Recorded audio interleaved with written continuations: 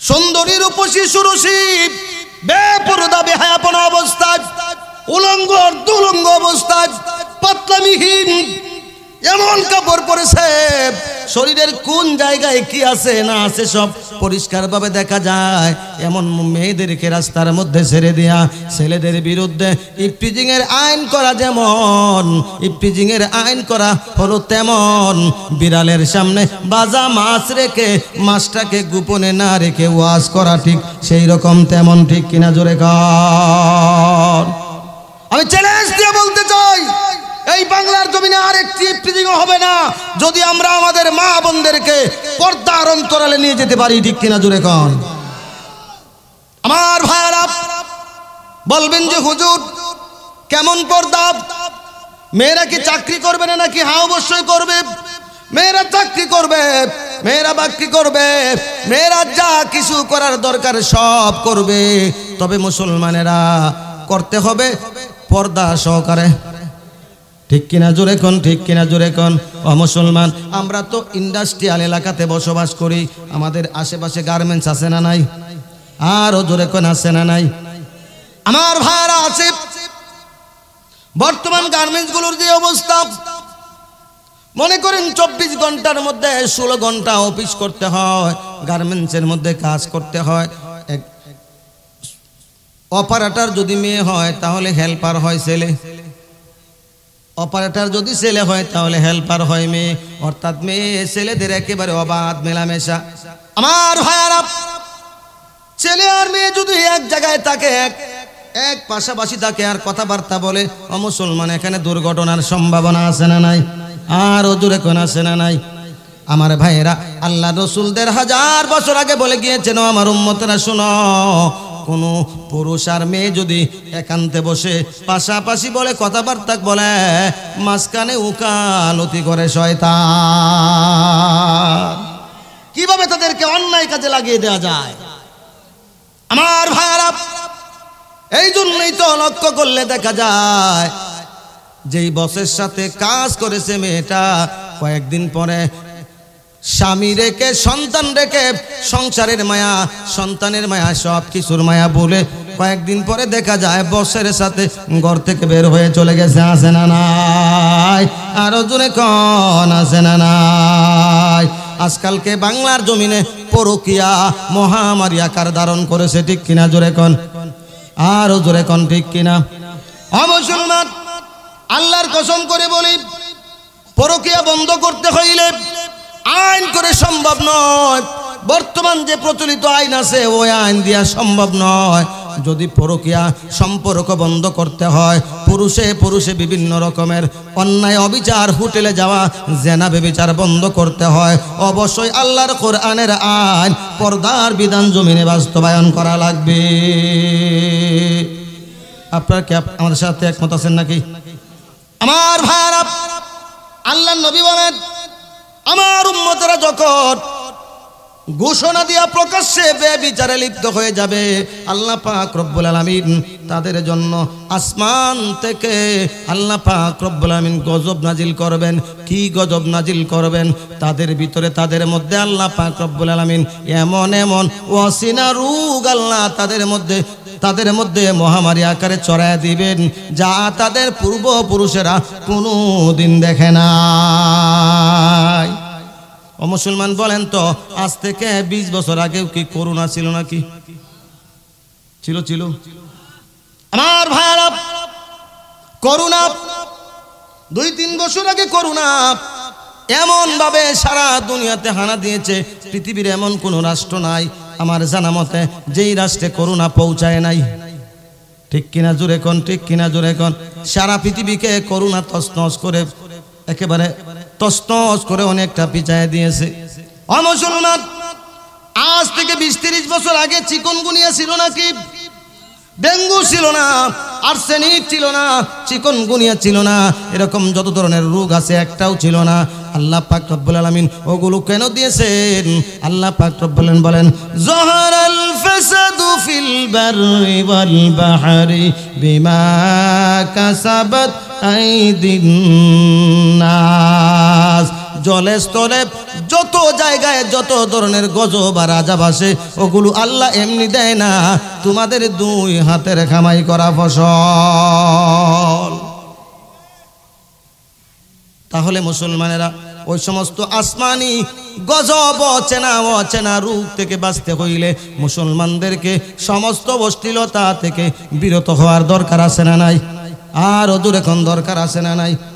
বলবেন যে হুজুর আপনি গার্মেন্টসের বিরুদ্ধে বলেছেন, আমরা গরিব মানুষ, গার্মেন্টস না করলে তো আমাদের সংসার চলে না। আমি আপনাদেরকে গার্মেন্টস না করার জন্য বলতেছি না, চাকরি না করার জন্য বলতেছি না। আমার ভাইয়েরা একটা কথা পরিষ্কারভাবে শুনে নেন, এই বাংলার জমিনে যদি আল্লাহর কোরআনের আইন প্রতিষ্ঠিত হয়, আল্লাহর কোরআনকে যদি রাষ্ট্র ক্ষমতায় পৌঁছে দেয়া যায়, মহিলারাও গার্মেন্টস করবে, তবে মহিলাদের গার্মেন্টস থাকবে আলাদা, পুরুষের গার্মেন্টস থাকবে আলাদা। ঠিক কিনা জোরে কন? এমন যদি করা যায় তাহলে দুর্ঘটনা থেকে 100% বাঁচার সম্ভাবনা আছে না নাই? আর দুর্ঘটনা আছে না নাই? মহিলা গার্মেন্টসে মহিলা শ্রমিক থাকবে, মহিলা সুপারভাইজার থাকবে, মহিলা পিএম থাকবে, মহিলা জিএম থাকবে, মহিলা বায়ার থাকবে। কোনোদিন কোনো পুরুষের সঙ্গে দেখা হবে না, চাকরিও থাকবে, সংসারও চলবে, কোনো অন্যায়ও হবে না। ঠিক কিনা জোরে কন? আমার ভাইয়ারা, আল্লাহ নবী সাল্লাল্লাহু আলাইহি ওয়াসাল্লাম বলেন 2 নম্বর অপরাধটা হলো, আল্লাহ রসুল বলেন লাম ইয়ানকুসুল মিকাল ওয়াল মিজান, আল্লাহ রসুল বলেন লাম ইয়ানকুসুল মিকাল ওয়াল মিজান ইল্লা উখিযা বিসসিনিন ওয়া শিদ্দাতিল মাউ ওয়া শিদ্দাতিল মাউনাতি ওয়া জাওরি সুলতানি আলাইহিম। আল্লাহ নবী বলেন 2 নম্বর অপরাধ, এই দুনিয়ার মানুষগুলো যখন ওজন এবং পরিমাপে কম দিবে, আল্লাহ পাক রব্বুল আলামিন তাদের উপরে 3টি গজব নাজিল করবেন। জোরে বলেন কয়টি? 3টি গজব নাজিল করবেন। কি করলে? ওজন এবং পরিমাপে কম দিলে। আজকালকে ওজন আর পরিমাপে কম দেওয়া আছে না নাই? আর জোরে কোন আছে না নাই? আমাদের অবস্থা হলো যখন আনি এমনভাবে আনি 1 কেজি কিনতে গিয়া যেন 100 কেজি হয়ে যায়। ঠিক কিনা জোরে কোন? আর যখন দেই 1 কেজি দিলে যেন 800-900 গ্রাম হয়, 800 গ্রাম হয়। ঠিক কিনা জোরে কোন? মুসলমান, আমার সাথে ঘটে যাওয়া বাস্তব ঘটনা। তখন আমি ছাত্র, লজিং বাড়ি থেকে লেখাপড়া করি। আমার একজন মহব্বতের মানুষ বলতেছে, হুজুর আপনি তো নিয়ামত, আপনি তো বাজারে যাচ্ছেন, হুজুর আপনার কাছে গোশত কেনার জন্য 1 কেজি গোশত কেনার জন্য টাকা দিয়ে দেই। তখন গরুর গোশতের দাম ছিল 300 করে কেজি। 1 কেজি গোশতের দাম ছিল 300 টাকা। নেন হুজুর, আমার জন্য 1 কেজি গোশত নিয়ে আইসেন। বাজারে গেলাম, গোশতের মহলে গেলাম, গরুর গোশত কেনার জন্য একজন কসাইয়ের কাছে চলে গেলাম। বললাম, জিজ্ঞাসা করলাম গোশতের দাম কত। উনি বলল 300 টাকা। আমি বললাম 1 কেজি গোশত আমাকে দেন। উনি এমনভাবে, তখনকার সময় ওই যে মিটারের পাল্লা ছিল না, নিত্যিরি পাল্লা ছিল, ওগুলো দিয়ে মাপতে হইতো। এমনভাবে মাপ দিয়েছে, পাথরেরটা এদিকে আর গোশতেরটা এদিকে। আমি বললাম, ভাই এত বেশি গোশত দিচ্ছেন, তাহলে আপনার ব্যবসা হবে কি? উনি বলতেছে, হুজুর মানুষ দিলাম, খেয়ে দোয়া করেন। হুজুর মানুষ দিলাম, খেয়ে কি করবেন? দোয়া করবেন। ঠিক আছে, গোশত নিয়ে চলে আসলাম।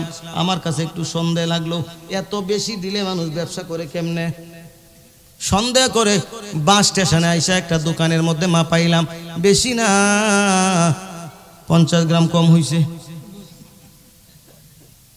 বেশি কম হয় নাই, মাত্র 50 গ্রাম। আমার প্রশ্ন হলো, পাল্লা এইভাবে দেওয়ার পরেও যদি 50 গ্রাম কম হয়, তাহলে যাদেরকে সমান সমান দেয় তাদের অবস্থা কি হবে? আল্লাহই জানে। ঠিক কিনা জোরে কোন? ঠিক কিনা জোরে কোন? ও মুসলমান, শুধু কি ওই জায়গায় আছে ওজনে কম দেওয়া আপনাদের খুলনাতে মনে হয় নাই? আছে নাকি? আল্লাহ রসুল বলেন, যেই জাতির লোকেরা, আমার উম্মতের এমন একটা জামান আসবে যখন মানুষেরা ওজন এবং পরিমাণে কম দেওয়া শুরু করবে। আমার ভাইয়েরা, তাহলে আপনারাই সাক্ষী দিলেন ওজনে মানুষ সব জায়গায় কম দেয়। এখন আসেন পরিমাপ, পরিমাপে কম দেওয়া। পরিমাপ মানে হলো মাপা। ও বন্ধু, পরিমাপ আর পরিমাপ হলো মাপা, মাপে কম দেয় এমন অবস্থাও বাংলার জমিনে আছে না নাই?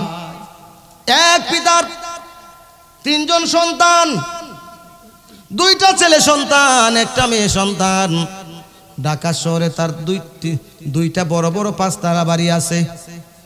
বাবা বৃদ্ধ হয়ে গেছে, মনে মনে চিন্তা করতেছে, আমি এখন হজে চলে যাব, আমার সয় সম্পত্তি অন্তত ছেলে মেয়েদেরকে বুঝিয়ে দেয়া দরকার, কারণ ওই জায়গায় যাইলে আমি বাঁচতেও পারি, মরেও যাইতে পারি। কি বলেন? সম্ভাবনা আছে না নাই? আছে না নাই? আপনারা কি আমার কথা বুঝতেছেন নাকি? ও ভাই, এই চিন্তা করিয়া বাবা রেজিস্ট্রি অফিসে যাইয়া দুইটা বাড়ি দুইজন ছেলের নামে লিখে দিয়েছে। সন্তান হলো কয়টা? দুইটা ছেলে সন্তান আর একটা মেয়ে সন্তান। দুইটা বাড়ি দুইটা ছেলের নামে লিখে দিয়েছে।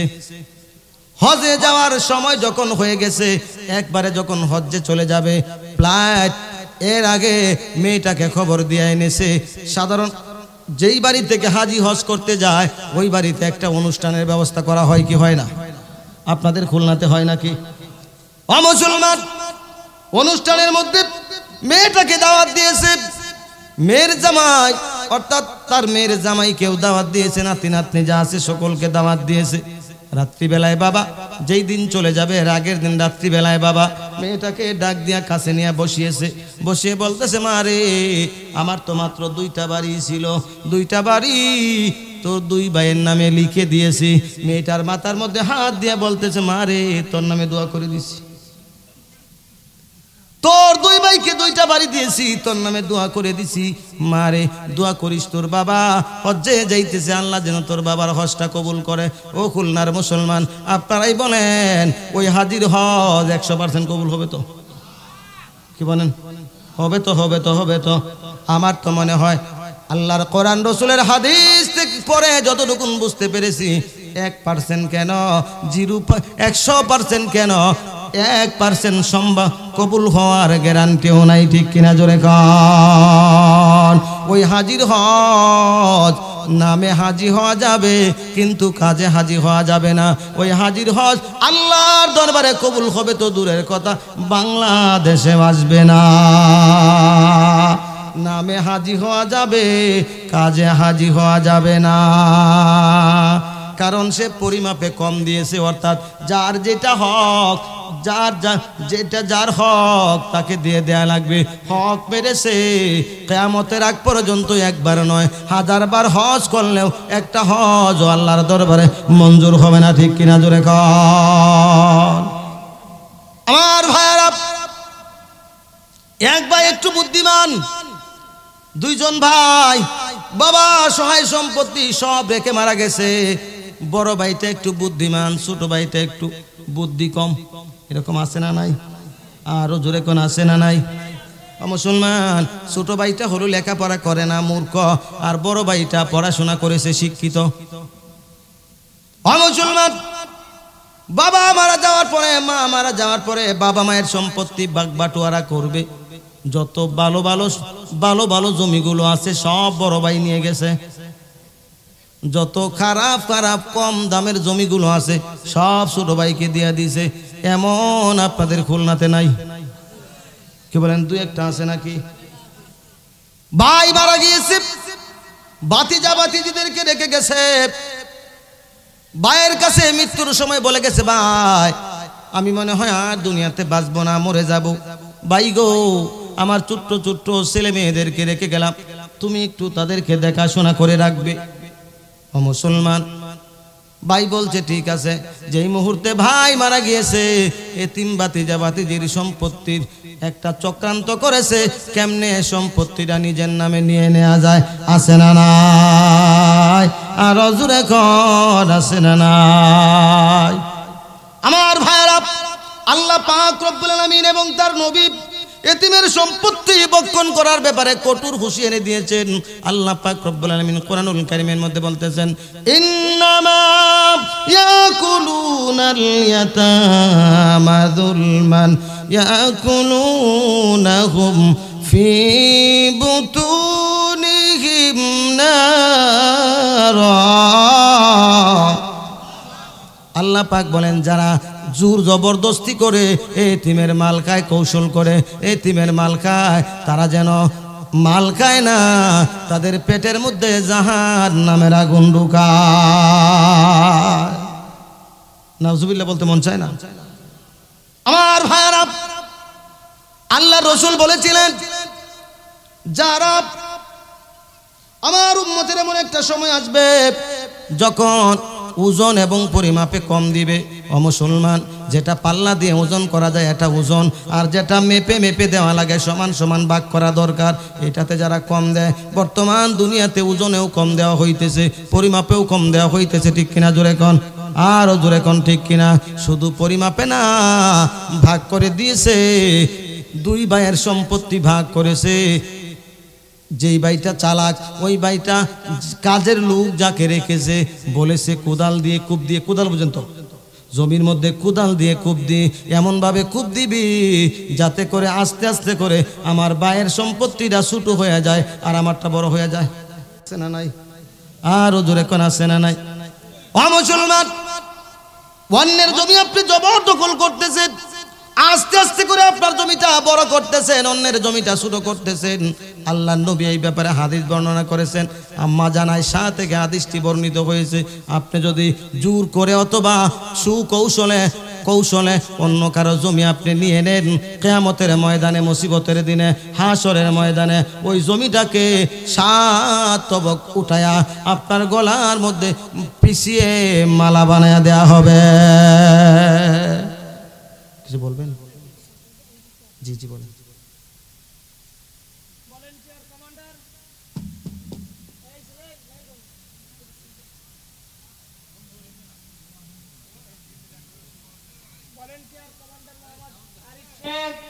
ভলান্টিয়ার কমান্ডার মোহাম্মদ আরিফ শেখ, আপনি আপনার ভলান্টিয়ারদেরকে নিয়ে পীর সাহেব হুজুরকে ইস্তেকবাল করে মাহফিলের স্টেজে নিয়ে আসুন।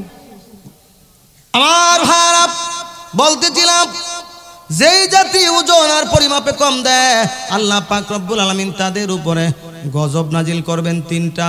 1 নাম্বারটা হলো আল্লাহ পাক ওই জাতিকে অর্থনৈতিক অভাবের মধ্যে ফেলে দিবেন। এটা হলো 1 নাম্বার। লক্ষ্য করে দেখুন, আজকালকে আমাদের অর্থনৈতিক অভাব আছে না নাই? অর্থনৈতিক অভাব আছে না নাই? বলবেন যে হুজুর, আমাদের দেশে তো কোটি কোটি কোটিপতিও আছে, অনেক লক্ষ লক্ষ টাকার মালিক, কোনো অভাব নাই। ও মুসলমান, লক্ষ লক্ষ টাকার মালিক আমি নিজের চোখে দেখেছি, জামের মধ্যে পড়ে গেছি, নিজের চোখে দেখেছি। কোটিপতি যাকে আমি সরাসরি চিনি, একজন ভিক্ষুক গিয়া তার গ্লাসের মধ্যে এরকম নক করেছে, গ্লাসটা নামিয়েছে। ভিক্ষুক বলতেছে, আল্লাহর ওয়াস্তে আমাকে দয়া করে 5টা টাকা দেন। ওই কোটিপতি বলতেছে, মাফ করো। কোটিপতি বলতেছে, মাফ করো। এমন আছে না নাই? আরো জোরে কোন আছে না নাই? আমি বলি, ও কোটিপতি, তোমার আর কত টাকা হইলে 5 টাকার জন্য ফকিরের কাছে মাপ চাওয়া লাগবে না? তুমি কেমন কোটিপতি হইলা 5 টাকার জন্য ফকিরের কাছে মাপ চাও? মুসলমান অভাব। তারপরে আল্লাহ রাসূল বলেন, বিপদ বালা মুসিবত তাদেরকে ঘিরে ফেলবে। ও মুসলমান, বিপদ বালা মুসিবত আছে না নাই? আর একটু জোরে কোন আছে না নাই? তারপরে আল্লাহ নবী বলেন, আল্লাহ পাক রব্বুল আলামিন ওই সমস্ত উম্মতের উপরে অত্যাচারী শাসক চাপিয়ে দিবেন। কাদের উপরে? যেই জাতি ওজন এবং পরিমাপে কম দেয়, আল্লাহ পাক তাদের উপরে অভাব দিয়া দিবেন। আল্লাহ পাক তাদের উপরে জালিম অত্যাচারী শাসক চাপিয়ে দিবেন। ও মুসলমান, বর্তমান দুনিয়াতে মুসলমান রাজ্যে যেই সমস্ত শাসকগুলো আছে, তারা কি খুব দয়ালু নাকি? কি বলেন আমার ভাইয়ারা? বাংলাদেশের কথা না হয় নাই বললাম, কয়েকদিন পূর্বে অর্থাৎ ডিসেম্বরের 7 তারিখে 8 তারিখে সিরিয়াতে একজন স্বৈর শাসকের অবসান হয়েছে, বিমানে উঠে দেশ থেকে পালিয়ে গেছে। যেই ব্যক্তিটার নাম হলো বাশার আল আসাদ। মুসলমান, কত গোপন কারাগারে যে মুসলমানদেরকে বন্দী করে রেখেছে, অনেক দিন হয়ে গেছে, আজও পর্যন্ত অনেকেই তাদের আত্মীয় স্বজনদেরকে পাইতেছে না। আমাদের বাংলা ঘরে মনে হয় একটা আয়নাঘর নাই, আছে নাকি? মুসলমান, বর্তমান বাংলাদেশের মাননীয় প্রধান উপদেষ্টা বিভিন্ন রাষ্ট্র বিভিন্ন দেশের সাংবাদিকদেরকে নিয়ে আয়নাঘর পরিদর্শন করেছে। কোন দিন? যেই দিন আমাদের পার্শ্ববর্তী রাষ্ট্র ইন্ডিয়ার প্রধানমন্ত্রী মোদি আমেরিকার প্রেসিডেন্ট ট্রাম্পের কাছে গিয়েছিল এই দেশের স্বৈরাচারকে আবার কেমনে প্রতিষ্ঠিত করা যায় এই পরামর্শ করার জন্য। মুসলমান, ডক্টর ইউনূস সাধারণ খেলোয়াড় নয়, পাকা খেলোয়াড়। যেই দিন মোদি গিয়েছে আমেরিকা সুপারিশ করার জন্য, ওই দিন ডক্টর ইউনূস বিভিন্ন দেশের সাংবাদিকদেরকে নিয়ে আয়নাঘর পরিদর্শন করার জন্য গিয়েছে। উনি পরিদর্শন করে এসে বলেছেন যে যেইভাবে এই দেশের জনগণকে অত্যাচার করা হয়েছে, আইজামে জাহেলিয়াতকেও হার মানায়। আমার ভাইরা, নিরপরাধ যাদের অপরাধ ছিল তাদেরকে মামলা দিয়ে জেলে ঢুকিয়েছে, যাদের অপরাধ ছিল না, জেলে পুরার মতো কোনো অপরাধ যারা করে নাই, তাদেরকে আয়নাঘরে ঢুকিয়েছিল। ঠিক কিনা জোরে কন? মুসলমান, আল্লাহর কাছে আমরা দোয়া করি, আল্লাহ এই দেশের মানুষের উপরে এই রকম অত্যাচারী শাসকের পুনরাবৃত্তি যাতে না হয়। আমিন কোন, আমিন কোন, জোরে কোন আমিন। মুসলমান, যদি আমরা এইরকম শাসকের পুনরাবৃত্তি না করতে চাই তাহলে আমাদেরকে ওজন এবং পরিমাপে কম দেওয়া যাবে না। রাজি আছি তো ইনশাআল্লাহ? আরো জোরে কোন রাজি আছি তো ইনশাআল্লাহ? তার মানে বন্টন, যে জায়গায় বন্টন করি হকভাবে সুন্দর করে বন্টন করার দরকার আছে না নাই? আমার ভাইরা, আল্লাহ নবী সাল্লাল্লাহু আলাইহি সাল্লাম বলেন, শেষ জামানার লোকগুলো 3 নাম্বার যে অপরাধটা করবে, লাম ইয়ামনাউ যাকাত আমওয়ালিহিম, ওই জামানার শেষ জামানার লোকেরা যাকাত দেওয়া বন্ধ করে দিবে। আল্লাহ পাক রব্বুল আলামিন ওই সময় কি করবেন? ইল্লা মুনিউল কাতরাত মিনাস সামা। আল্লাহ রাসূল বলেন, যেই জাতির লোকেরা, যেই জামানার লোকেরা যাকাত দেয়া বন্ধ করে দিবে, আল্লাহ পাক রব্বুল আলামিন আসমান থেকে বৃষ্টি দেওয়া বন্ধ করে দিবেন। ও মুসলমান, এই বাংলার জমিনে জাকাত খুব বেশি আছে নাকি? আছে। ও ভাই, আমি মানুষটা ছোট, কিন্তু আল্লাহ পাক রব্বুল আলামিন এই গোলামকে, বাংলাদেশের এমন কোন জেলা নাই যে জেলায় ভ্রমণ করার নাই। নিজের চোখে যা দেখেছি, সারা বাংলাদেশে যাকাত দেওয়ার মানুষের সংখ্যা কম নয়। আপনারা কি আমার সাথে একমত নাকি? যাকাতের উপযুক্ত মানুষের সংখ্যা কম নয়। ও বন্ধু, এই জন্য আমি হিসাব বিকাশ করে আমি আমার বক্তৃতায় বলি, এই বাংলাদেশে যাকাত দেওয়ার উপযুক্ত যত মানুষ আছে, সব মানুষ যদি হিসেব নিকাশ করে যাকাত দেয়, আমার তো মনে হয় 1 বছর যাকাত দেওয়ার পরে পরের বছর যাকাত নেওয়ার মতো কাউকে পাওয়া যাবে না। আপনারা কি আমার সাথে একমত নাকি? কিন্তু যাকাত কেমনে দেয়? 1000 শাড়ি, 2000 লুঙ্গি, আছে না নাই? মাইকিং করে দেয়, আগামী অমুক তারিখে অমুক নেতার বাড়িতে যাকাতের শাড়ি আর লুঙ্গি বিতরণ করা হবে। ও ভাই, পত্রিকার মধ্যে আমি দেখেছি, বিগত কয়েক বছর আগে পত্রিকায় দেখলাম চট্টগ্রামে একজন নেতা যাকাতের লুঙ্গি আর শাড়ি বিতরণ করবে, রিকশার মধ্যে মাইক নিয়ে এলাকা জুড়ে মাইকিং করে দিয়েছে। যাকাতের শাড়ি লুঙ্গি আনার জন্য গিয়া একজন মুরব্বী ধাক্কি করে পড়ে গেছে, আর উঠতে পারে নাই, মানুষের পাড়ায় পিষ্ট হয়ে দুনিয়া থেকে বিদায় হয়ে গেছে। এটা যাকাতের আবার কোন পদ্ধতি? শাড়ি দিয়ে যাকাত দেওয়ার কথা, লুঙ্গি দিয়ে যাকাত দেওয়ার কথা কোন কিতাবে লেখা আছে? মুসলমান শাড়ি দিয়ে যাকাত দেয়, লুঙ্গি দিয়ে যাকাত দেয়। যদি ভালো কাপড় দিত, ভালো লুঙ্গি দিত, তবেও তো মনটাকে বুঝাইতে পারতাম। এমন শাড়ি দেয়, এমন লুঙ্গি দেয় যেগুলো দিয়ে ভালো করে ইজ্জত ডাকা যায় না। আপনারা কি আমার সাথে একমত? যেই শাড়ি আর মশারির মধ্যে কোনো পার্থক্য নেই। ও মুসলমান ভাইয়েরা, এইভাবে যাকাত দিলে আল্লাহর দরবারে কবুল হবে না? হবে নাকি? হবে নাকি? ও ভাই, আমি যেই জায়গায় জুমার নামাজ পড়াই, ওই যে এলাকাটার নাম হলো আশুলিয়া কাঠগড়া। একদিন রমজান মাসে বাজারে আসলাম কিছু কেনাকাটা করার জন্য। ওই বাজারে একজন দোকানদার আছে, আমার খুব পরিচিত, আমাকে খুব মহব্বত করে। বাজারে আসলে তার সঙ্গে দেখা হয়েছে, তার দোকানের সামনে দিয়া গেলে কোনোদিন ডাক দিয়া কাছে বসায় চা না খাওয়ায় বিদায় দেয় না, এমন ভালোবাসে। রমজান মাসে গেলাম, সঙ্গে সঙ্গে সে তার কেসের সামনে যে চেয়ারটা আছে ওটা থেকে উঠে গেছে, আমাকে বসাইছে।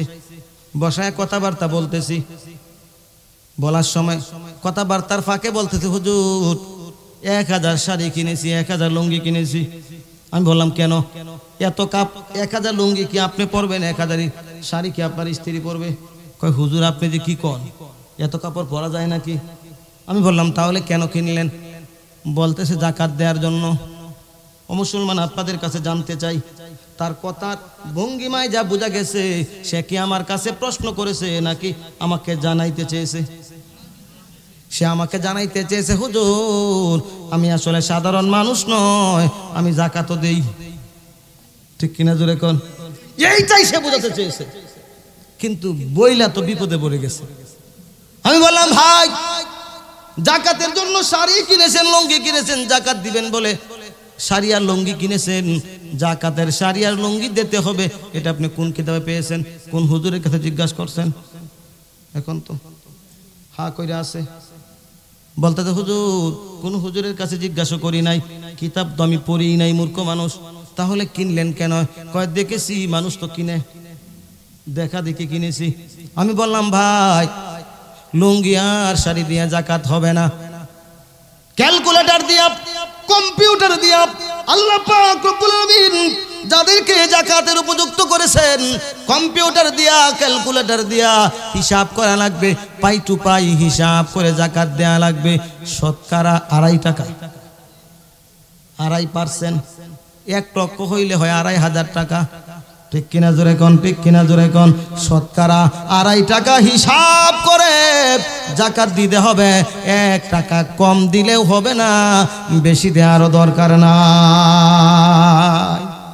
ও মুসলমান, লক্ষ্য করে দেখুন, সারা বাংলাদেশ দরকার নাই, আপনার আশেপাশে যে ধনীরা আছে তারাও যদি হিসেব নিকেশ করে যাকাত দেয়, আমার তো মনে হয় 1 বছর দেওয়ার পরে 2য় বছর আপনাদের খুলনাতে অন্তত যাকাত নেওয়ার মতো কাউকে পাওয়া যাবে না, সকলেই যাকাত দেওয়ার উপযুক্ত হয়ে যাবে।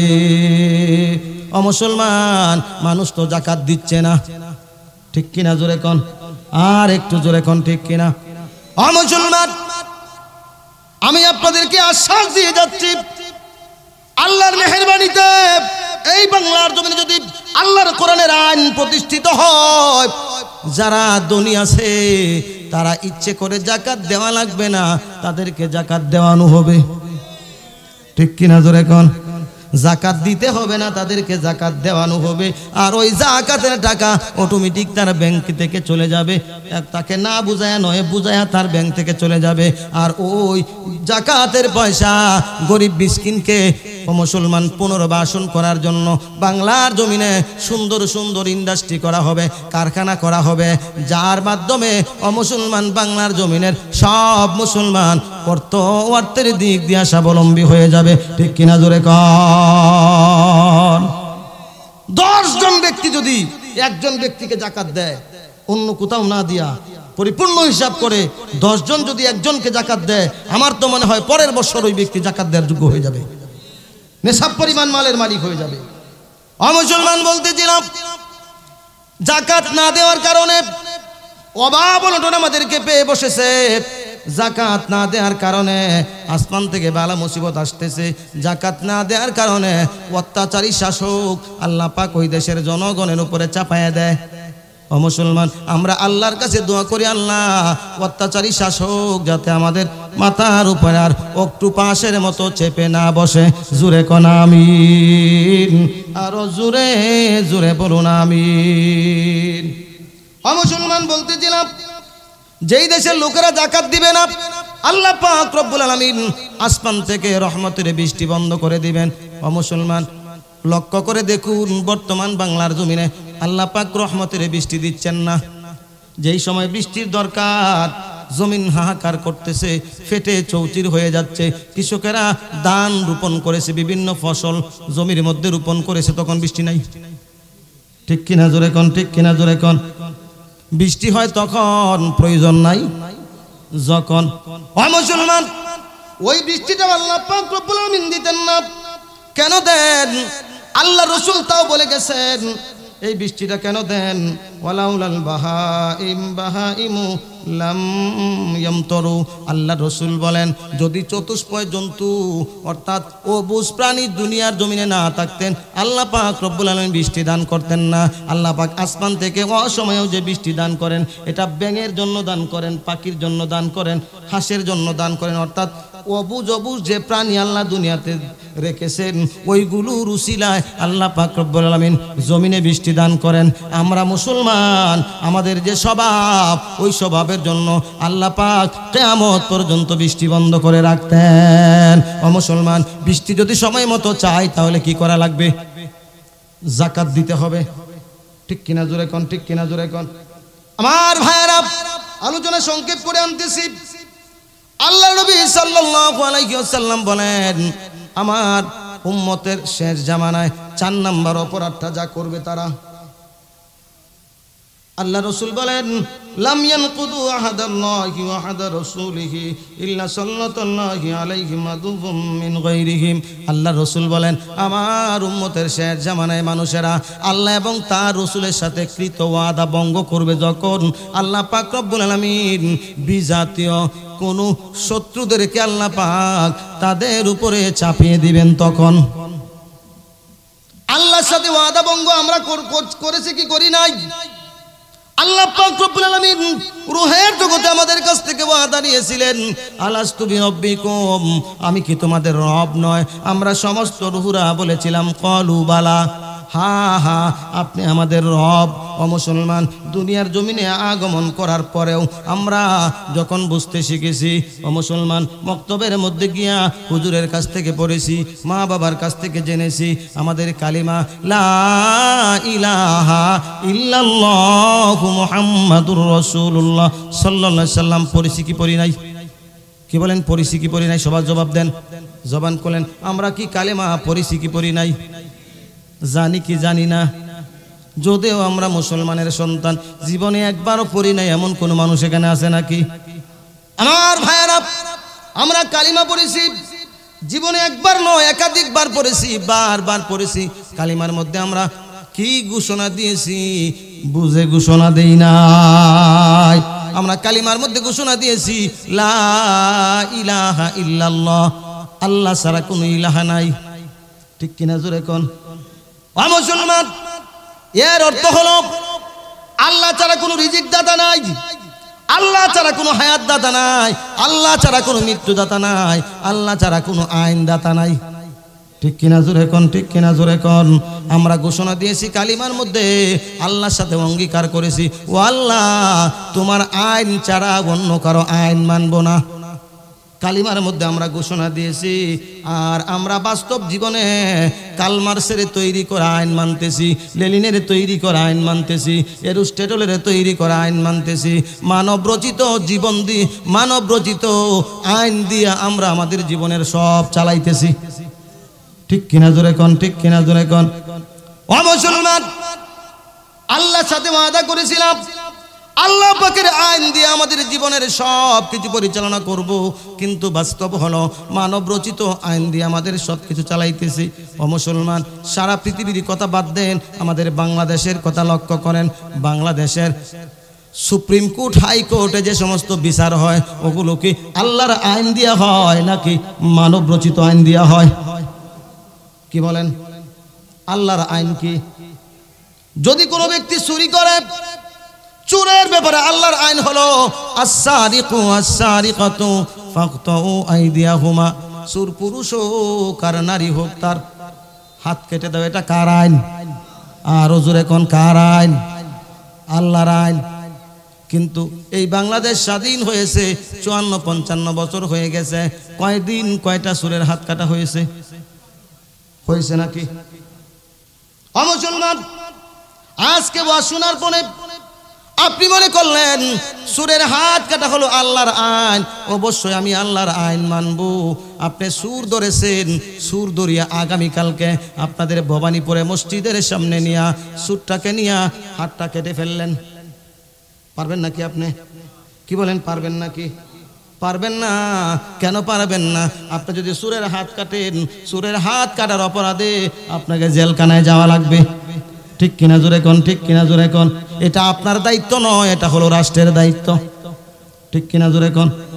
মুসলমান, বাংলাদেশ স্বাধীন হয়েছে 54-55 বছর হয়ে গেছে, একদিনও বাংলার জমিনে চোরের হাত কাটা হয় নাই। কেন হয় নাই জানেননি? কেন হয় নাই? আমি বলি কেন হয় নাই। কেমনে হবে? কোন চোর কোন চোরের হাত কাটবে? ঠিক কিনা জোরে কোন? কোন চোর কোন চোরের হাত কাটবে? কেউ ছোট চোর, কেউ ছাগল চোর, কেউ গরু চোর, আর কেউ বড় বড় প্রজেক্ট মেরে দিয়া এই দেশের জনগণের ট্যাক্সের টাকা নিয়া বিদেশ যাইয়া বেগম পাড়ায় বাড়ি বানিয়েছে। ঠিক কিনা জোরে কোন? একা রূপপুর তাপ বিদ্যুৎ কেন্দ্র থেকে প্রধানমন্ত্রী একাই মেরে দিয়েছে কত টাকা? ৮৬,০০০ কোটি টাকা। মুসলমান, এই জন্য চোরের হাত কাটবে না, কারণ হাত যদি কাটতে যায় তো আগেই নিজের হাত কাটা লাগবে। ঠিক কিনা জোরে কোন? ঠিক কিনা জোরে কোন? মুসলমান, এই আল্লাহর আইন যদি জমিনে বাস্তবায়ন করতে হয়, মুসলমান, মানুষের তৈরি করা আইন দেয়া হবে না, তন্ত্র মন্ত্র দেয়া হবে না। এই জমিনে যদি শান্তি প্রতিষ্ঠা করতে হয়, আল্লাহর কোরআনের আইন প্রতিষ্ঠা করার দরকার আছে না নাই? আর জোরে কোন আছে না নাই? অবশ্যই আল্লাহর কোরআনের আইন জমিনে বাস্তবায়ন করতে হবে। ঠিক কিনা জোরে কোন? আমার ভাইরা, হুজুর চলে আসছেন। হুজুর আপনাদেরকে নিয়ে, উনি বুজুর্গ মানুষ, আপনাদেরকে নিয়ে দোয়া করবেন। আমি আমার আসেনি না আমার ভাইরা, আমি বুঝতে ভুল করেছি হয়তো। তাহলে কি করা লাগবে? আল্লাহর আইন জমিনে বাস্তবায়ন করতে হবে। ঠিক কিনা জোরে কোন? জমিনে শান্তি আনতে হইলে। ও মুসলমান, আর একটি কথা আপনাদেরকে বলতেছি, এই জমিনে যা কিছু আল্লাহ পাক সৃষ্টি করেছেন এই পৃথিবীতে সবগুলো আল্লাহর আইন মানে কেবলমাত্র মানুষ বাদে। ঠিক কিনা জোরে কোন? অথচ আমরা হইলাম আশরাফুল মাখলুকাত, সৃষ্টির সেরা। আমাদের কি আল্লাহর আইন মানার দরকার ছিল? ও মুসলমান, কেমনে মানে? উদাহরণ দিলে আপনারা বুঝবেন। আপনাদের এই রূপসা ভবানীপুরে শিয়াল আছে না নাই? কি বলেন? এর দুই একটা আছে না নাই? কম আছে না বেশি আছে? মনে করেন আগামীকালকে আপনাদের রূপসার মধ্যে সবচাইতে বড় জঙ্গল যেটা, এই জঙ্গলের মধ্যে যদি একটা শিয়ালের সমাবেশ হয়, একটা মোটা তাজা শিয়াল একজনকে বলল তুই ঘোষণা দিয়ে আস, রূপসায় যত শিয়াল আছে সকলের সমাবেশ অমুক জঙ্গলে। মনে করেন যে ঘোষণাকারী ঘোষণা করে আসলো, সব শিয়াল এসে উপস্থিত হইল। ওই মোটা শিয়ালটার কথা অনুযায়ী সমাবেশ অনুষ্ঠিত হয়ে গেল। মোটা শিয়ালটা যদি দাঁড়ায় দাঁড়ায় বক্তব্য দেয়, ও শিয়াল ভাইয়েরা, এতদিন পর্যন্ত তোমরা যার আইন মনেছ তার আইন মেনেছ, আগামীকালকে থেকে এই রূপসাতে আমার আইন ছাড়া অন্য কারো আইন চলবে না। এই কথা কে বলে? মোটা শিয়াল যদি বলে, যেই শিয়ালটা নেতা, ওই শিয়ালটা যদি বলে যে আগামীকালকে থেকে এই রূপসাতে আমার আইন ছাড়া অন্য কারো আইন চলবে না। ও মুসলমান, যেই শিয়ালটা একেবারে বৃদ্ধ হয়ে গেছে, গায়ের মধ্যে কোনো চামড়া নাই, মরে যাইবে অবস্থা, যেই শিয়ালটার উপরে আমি বলি বয়স্ক ভাতা দেওয়া ওয়াজিব হয়ে গেছে, ওই শিয়ালটা আস্তে আস্তে করে কাঁপতে কাঁপতে দাঁড়াবে আর বলবে, ও মিয়া, এটা কেমন কথা বলতেছ? এতদিন তোমার আইন মানা যাবে না, এতদিন পর্যন্ত আইন মেনেছি যার, মৃত্যুর আগ পর্যন্ত আইন মানবো তার। ঠিক কিনা জোরে কোন? আল্লাহ পাক রব্বুল আমিন কোরআনুল কারীমের মধ্যে এটাই বলেছেন, আলা লাহুল খালকু ওয়াল আমর, সৃষ্টি যার আইন চলবে, সৃষ্টি যার আইন চলবে। আপনারা কি আমার কথায় বেজার হইতেছেন নাকি? মুসলমান, এই যে মোবাইলটা আমি তৈরি করি নাই, টাকা দিয়ে কিনেছি, তৈরি করি নাই। এই মোবাইলটা যদি আমার কথার উল্টা যায়, আমি এটাকে রাখবো নাকি? আমি উঠাইতেছি 0, উঠতেছে 5। এমন যদি হয় আমি কি করব? মোবাইলটাকে ছুঁড়ে ফেলে দিব, অথবা ঘরের মধ্যে ফেলে রাখবো, অথবা বিক্রি করে দিব, অথবা বেকারের কাছে নিয়ে যাব। ঠিক কিনা জোরে কোন? ঠিক কিনা জোরে কোন? কেন নিয়ে যাব? এটা আমার কথা মানতেছে না।